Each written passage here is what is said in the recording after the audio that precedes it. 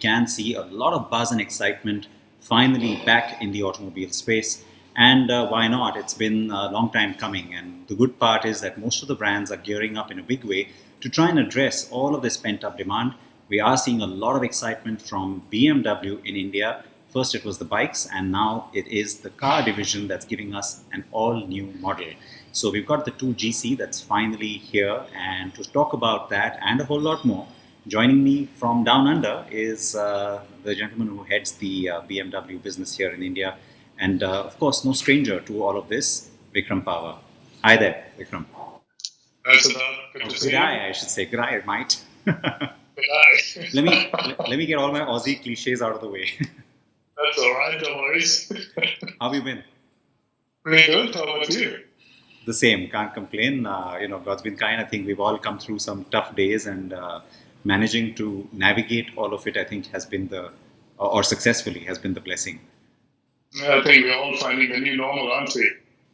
Quite so. And it's good that in all of this, we are starting to see some semblance of normalcy because, as I mentioned, we're starting to see launches again. We're seeing introduction of these new models, and it's creating that excitement in the marketplace. It's not just at your end; it's also happening at the consumer end. I mentioned the 2 Series Gran Coupe arriving to the market now. Very significant model for you. It is a very strategic model and a significant model, and also because 2 Series Gran Coupe is our first entry of Gran Coupe in this segment. We created the concept of Gran Coupe like we created the concept of sports activity vehicles or sports activity coupes or Gran Turismos. So Gran Coupe is also one of the pride of BMW that it's our artistic way of showing a coupe in a four-door design. The frameless doors, the elongated silhouette.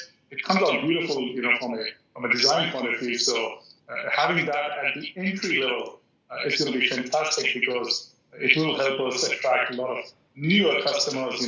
What I call as the design-led customers, the younger, urban, cosmopolitan, digital age customers who want to stand out, who are not happy with a typical hatch or a sedan design. They're looking for something unique, and the 2 Series Gran Coupe gives them a fantastic option without compromising the space, without compromising the driving dynamics. It's a typical BMW DNA, one of the most powerful engines in this class. So a fantastic product launched in festive season. It's the way to celebrate Indian festivities, I would say. So, having spent some time driving the car, I can totally vouch for its drive dynamics. It's an absolute hoot to drive. Now, the question that has to be asked is that many ways BMW as a brand is represented by this sporty sedan. I mean, it is that kind of car that people really associate BMW as a brand with. And then especially for those who are stepping into the brand, it's a great introduction to, this whole Bavarian legacy that comes. But it's also a time when we're seeing SUVs just dominating the landscape. So where do you see the sort of sweet spot for this new customer, maybe especially those who are stepping into the brand for the first time, being able to look at both that sporty silhouette of a sedan and yet not, be swayed by the SUVs in a sense? So I think that we all know we've been in the automotive industry for a long time, and I think we don't sell cars, we sell designs and concepts, right? That's what people buy at the end. So if I look at it, a person who's buying an SUV or an SAV, as we call it, a sports activity vehicle, equivalent is X1, let's put it that way, you're looking at a different kind of a functionality, a different kind of a statement for yourself, right? You want the ruggedness, you want the versatility, you're looking at space, but you're looking at performance as well. But you're happy to do away with a little bit of, that racing feeling to it, if I put it. Whereas when you're looking at a 2 Series Gran Coupe, you got the racing spirit in it, you got that, a low center of gravity, that feel of the engine, that you can feel the road, you can feel the spaciousness, you can feel the luxury, the comfort of a sedan. So I think it attracts two separate type of customers. And the great thing is that if you look at it now, with the 2 Series Gran Coupe introduction, what we're doing is at every stage of BMW, so be it, let's say, the entry level, mid level, top level, or even a ultra luxury level, we have an option of a sedan or a Gran Coupe or a SUV a customer can buy. So we are giving that power of choice to the customer. You choose your body style, you choose your, fuel type. You want to buy a petrol or a diesel. We have all the options available for you. So come in, enjoy the BMW experience, enter the brand, and be part of the family. Okay, and the potential that you see for this kind of a model now, in terms of not just volume, but also what it does for the brand, the access it gives to a lot of customers to the brand. Years ago, and I remember talking about this with you maybe a couple of years ago too, that with the previous generation cycle, China used to get a 1 Series sedan, and there was so much talk about, hey, should that come to India? At what point was there this thinking evolving that, look, with this new generation of the 2 Series family, we're better placed to address this sort of entry sort of model, and yet make sure that it's definitely all BMW. It doesn't sort of compromise on any of the BMW-ness that such a car must have. So no, you're right. We got plenty of models in our lineup, and we always see what are the models that are fit for India. So from an Indian perspective, we know that people want space. We travel with our families, so we will never bring a single coupe in the entry level, for example. So there are coupes available, there may be convertibles available in our lineup, but we never brought that to India because we know Indian public or Indian customers are not looking for that kind of a value proposition at the entry level. Although if I put it on the A series, for example, we got the coupe, we got the convertibles, we got the M8s, right, where people are looking at those kind of options. So I think it's fit for purpose, and I think we got to pick models which are fit for purpose, and then 2 Series Gran Coupe was being designed. It was designed from this perspective of entry-level kind of a Gran Coupe for the worldwide markets. It wasn't designed with a specific market in mind. I think, I'm selling the same car in Australia as well here currently. So you can see it's a worldwide car.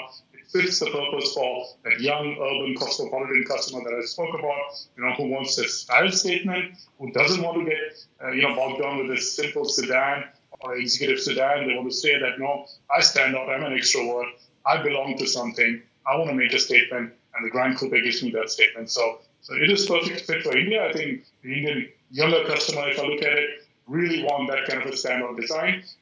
It's a fantastic car. Drives well. You've driven it. I've driven it many times as well. Can't complain. It's a typical BMW DNA. It'll give you that power and give you that racing spirit that you're looking for. Okay, and the constraints around operating in India are very well known, I think. But especially when you add this, layer of the pandemic on top of that, to be able to productionize it locally in terms of getting the kits to come in, to begin the assembly operation. Of course, there's still a lot of constraints when it comes to just how much you can ramp up production at this point at plants. Difficult, I know, but how did you pull that off? So I think, the pandemic did a lot of things to the company, right? So let's say at the start of the pandemic, it started in March. Obviously, we had to shut down our operations, not only here, but on a worldwide basis. We had a long shutdown because obviously safety of our staff, of our dealer network, of our customers was of prime importance to us. We shut down our dealer network as well during that phase of, let's say, between April to June quarter. I mean, that was the main period where we were shut down. But the good thing is that when we opened up, all our supply chains were still intact. We were able to maintain that because we made sure that we remained virus-free across our networks. We made sure that we could bounce back quickly because while we were in that shutdown mode, we had a very clear focus. Let's be operationally capable at all the time so that when the COVID is over, we can bounce back stronger. So that helped us ensuring that the kits arrived still in time. Okay, we still made sure that we adopted online virtual sessions for doing training for our staff. Normally people would visit from Germany and do those kind of trainings, so we had to adapt, we had to innovate and make sure that we still delivered the value that we wanted to our customer in the festive season, because we know the value of the festive season in India, be it south, be it north, be it eastern part of India, how valuable it is for us to buy a car, especially during this time. We wanted to make sure that we launched the 2 Series Gran Coupe in time for the delivery in festive season. I think the teams worked really fantastically hard. They really thought outside this box, and thanks to the entire supply chain team to making sure it happened. The good thing is that we continue to work from home, right, in our offices still, because we still want to make sure that people are safe. Also, our plant is working with 50% of people from home, but still, we are making sure we deliver it in time, in the quality, and in typical BMW fashion. So I have to then ask you, Vikram, what's the sort of ramp-up plan for this model? Because, of course, you are introducing it now. the diesel comes in, then you'll subsequently have a petrol. How do you see that playing out in the next few months?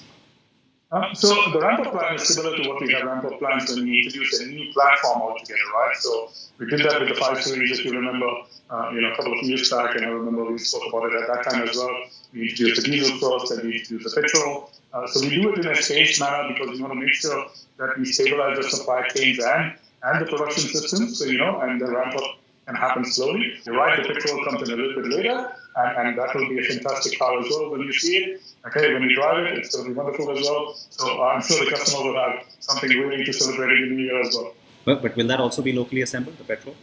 Totally. So 2 Series Gran Coupe, like I said, is part of our local assembly now. It's the 12th model that we are producing locally, and all the models that we produce it in both petrol and diesel under the Part 6 norms now. So all our models are available in the choice of petrol and diesel, so the customers can choose what they like.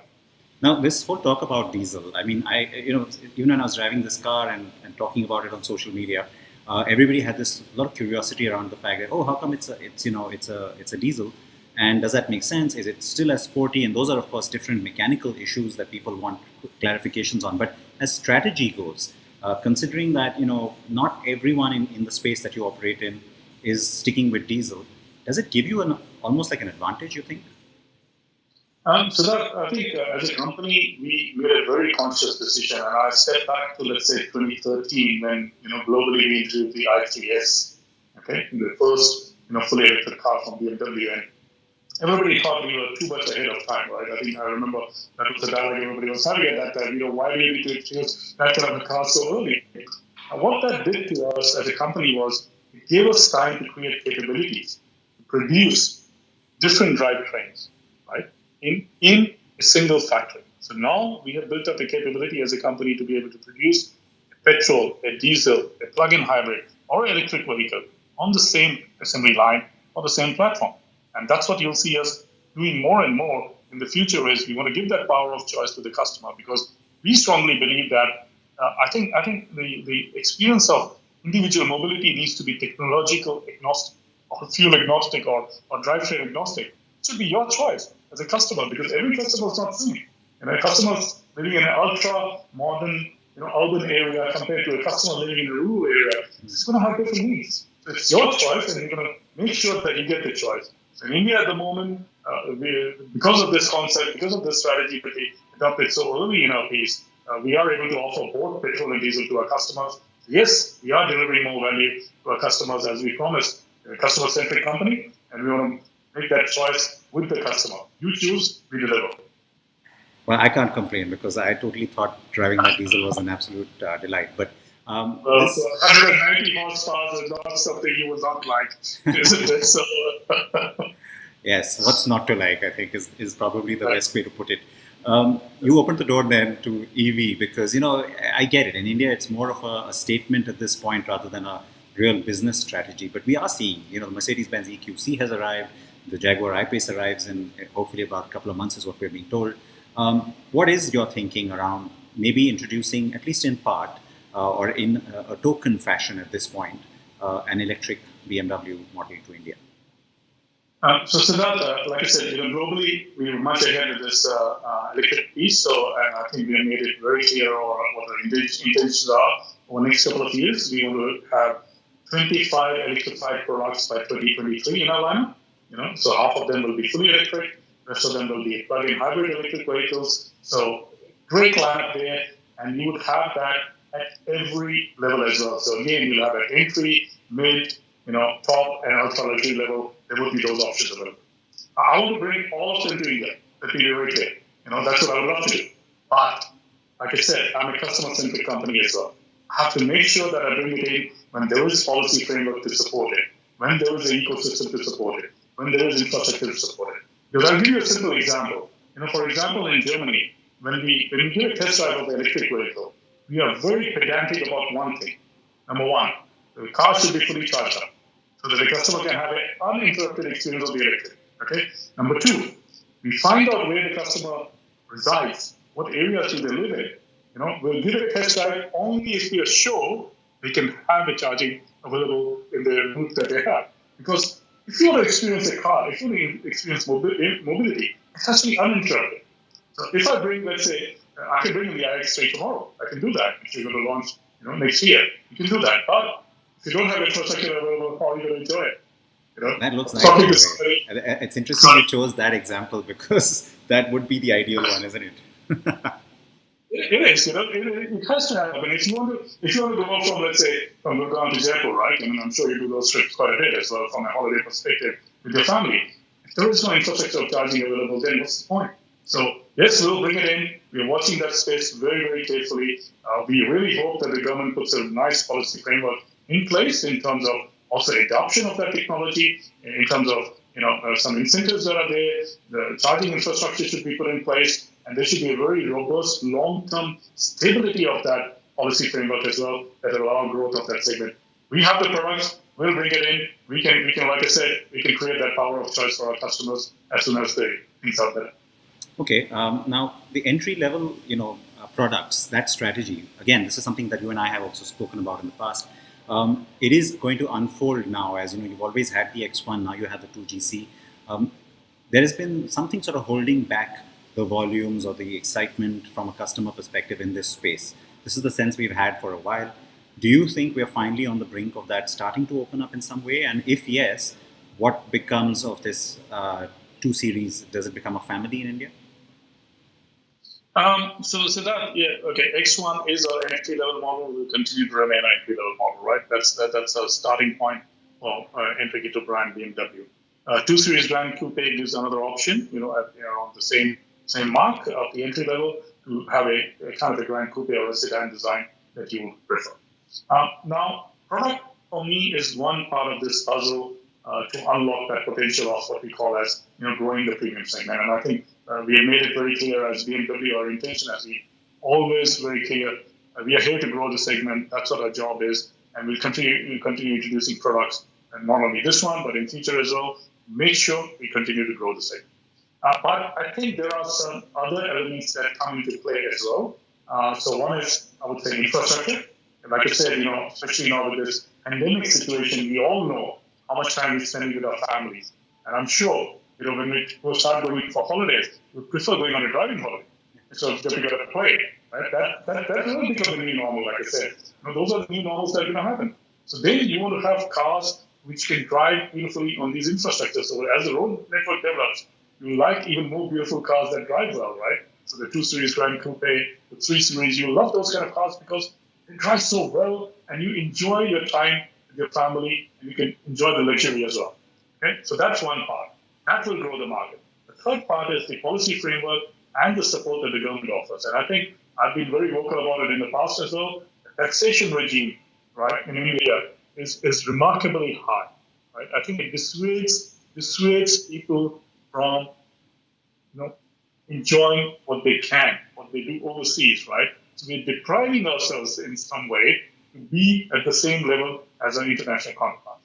India is no different now, okay? We all travel overseas. We all travel in great cars, right? We all are equivalent to people in America and US and Australia. Why are we being deprived of the same level of cars that we can enjoy at the same price level? So I think I would still ask for, the taxation regime needs to be looked at because I strongly believe that once you do that and grow the entire value of the industry, because what it will do is, it will not cannibalize. What it will do is actually grow the value of the industry. The value of the industry means economy will grow. But realistically, we don't see that happening, right? I mean, yes, I agree with you on this, but realistically... Well, it has to. If we have to grow, finally, okay, we had the same thing we spoke about that we are not at Euro 6 norms 2 years ago, right? We are at Euro 6 norms now, right? We are being harmonized with the world. There is no way. It's a global village now. It will get harmonized. People want the same thing. They want the latest safety technologies. They want the latest, emission technologies. They want the latest, connected drives. All these things are required. And I think our policy framework will need to fall into place to make sure that people are not deprived of worldwide technologies that are needed. Right? So it's the same thing with phones. You want the latest phone with you, right? No matter what. Okay. So for me, cars, something like that, it's a statement. Yeah, I agree. I agree with you on this. So is it fair to assume then in the next, let's say, year or so, or maybe let me go further and say in the next 1 or 2 year period, we can expect maybe yet another entry sort of a model, at least at, let's say, the entry end of the market, even if it's not absolutely bare, or rather base? I won't answer any speculation, that. So that, but what I'll tell you is that, yes, we are in the midst of our biggest ever product offensive that you've seen from BMW. Okay? We just started that exercise 12 or 18 months ago. Right? We have introduced many new products this year. 2 Series Gran Coupe is kind of the finale of this year, literally in terms of a big bang during that festive season. There are a few more products to follow through at the end of the year. Over the next 18 to 24 months, you'll see another fantastic array of products being launched, which will create new value propositions for customers. I won't say a big segment, but clearly will drive the volumes for us, for the industry, and grow the volume for sure. But tell me, at this end of the market then, can there be an increased presence or role being played by Mini? Because we've seen that there have been a few things that have been tried, and it's still sort of stayed in its niche sort of space. Do you think there's more potential there in India? I think Mini is always a niche brand, because I think Mini is a style statement in its different form, right? It is like a cult following as well. And I think worldwide you can see the volumes of Mini as well compared to BMW, right? So you got millions versus 500,000 or 300,000 or 400,000 Minis. So it's quite a different market that you're approaching, because Mini allows you to show yourself in a different way, right? I know people that I know of name their Minis. They call them names, right? It's like a friend to them. It's not a car anymore. It's a different experience. It's a different expression you're trying to do. So I think Mini is already there, giving that freedom to people, and it's not necessarily entry level. There are people who are buying their 6th or 7th car, and they want to make a statement, and they kind of going to a Mini because that's what they like now. Okay, they don't want that big, long sedan anymore. They don't want that big, bulky SUVs anymore. What they want is something really compact that gives that minimalistic feeling to say that, hey, that's my statement to the world that I'm different. Okay, so I think they coexist. They're different in every form. They address different customer needs. Is that a JCW behind you? Yes, there is. Yeah, it's kind of a bit small for me, but that's a JCW, the Union Jack version. There you go. Oh, and I see a GS as well, I think. Is that a GS? There's a GS as well. There's the MX right at the top. Of course. There's the X6M behind me as well. So all the best cars that you can think of. Yeah, at some point I have to come there and sort of raid your cabinet. That's only part of it. You're safe for now. No travel, so you're safe for now. Right now, don't travel to that. Don't travel to that. But one last area I want to quickly get into before we end, and that is Motorrad. We just saw from you recently, I think you just introduced the updated GS twins as well. And there's also been a price correction there. Given the festive season, what's your expectation now in terms of how these bikes will address the market?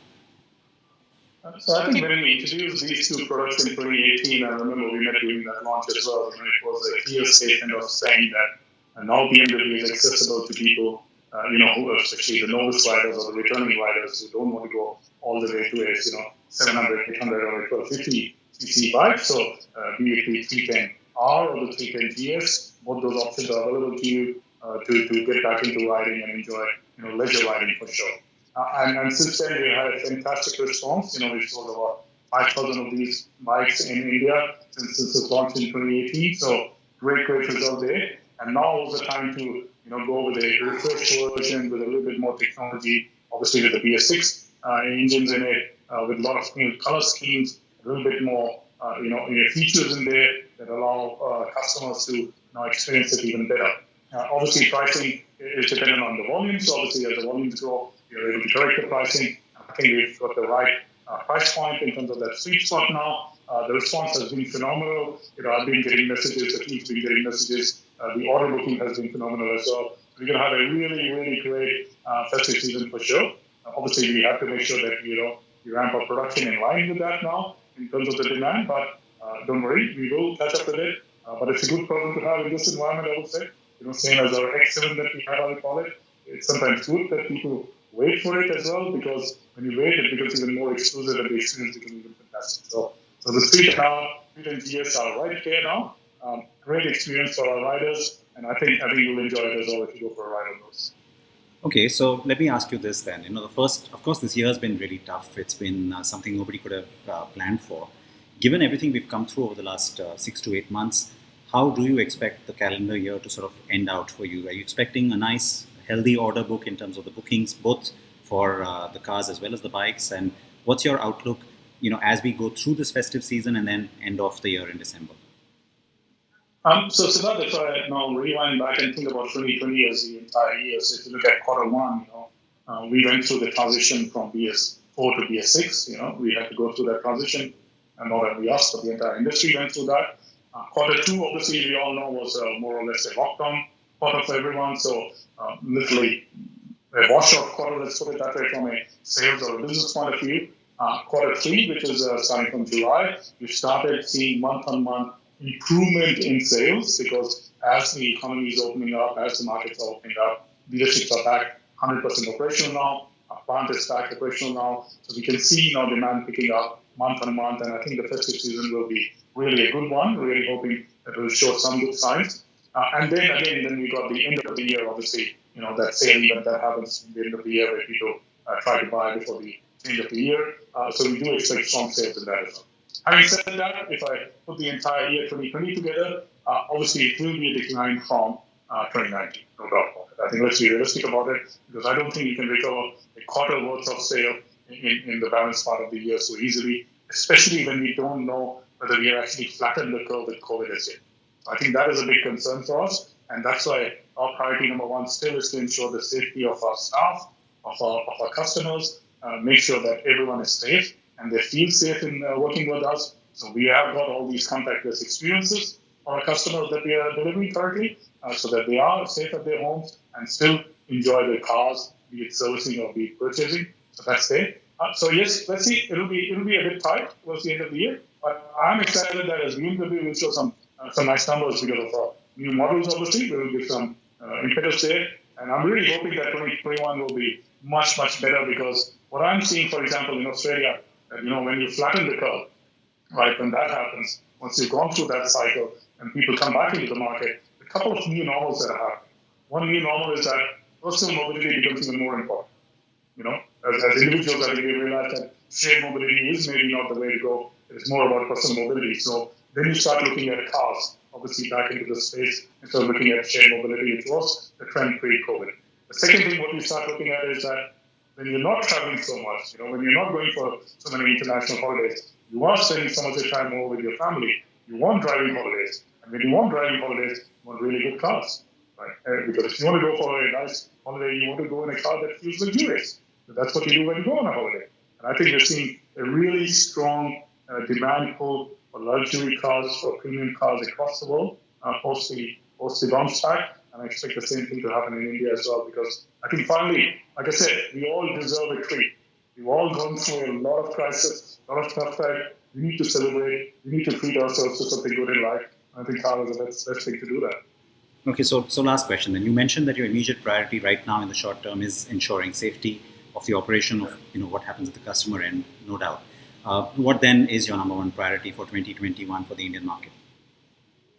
So 2021, I think, depends on, like I said, what's the COVID situation. So if the situation is continuing, we've got to be operationally capable, but do it in a safe way. We'll continue doing that, as we already mastered it now, let's put it that way. But 2021 will be more about bounce back, making sure we're launching all the new products that we have in our pipeline. So we delayed a few of them towards next year because of, obviously, some supply chain restrictions that we had in terms of model runouts and things like that. So they will be happening. For example, the 6 GT will be happening next year. So we will excite the market again next year, and some more, lots and lots of supplies there for next year to excite the market. That's the number one priority. Okay, that sounds like a lot to look forward to. And in the meanwhile, of course, in that short term, wish you and the rest of Team BMW India all the very best for the festive season. And to you in Australia as well with that operation. Yeah. Thanks for that, Siddharth. Really appreciate it, and good to see you. Stay safe, stay healthy. Likewise, absolutely. Please do take care of yourself. Okay, so a lot then to expect from BMW. That's the good news, and also not surprising, because as you heard Vikram Pawah mention over there, there is still so much to be done in this marketplace. There is a lot that can be addressed in terms of new customer segments. BMW seems to be right in the middle of all of that action. And for now, we wait to see how the 2GC is received by the market And don't forget to watch our review because I've been grinning about that car since I drove it. And so, no surprises, it is a real BMW. Thanks for joining us. Please wear your masks always if you step out, and always wear your seatbelts front or back. Take care.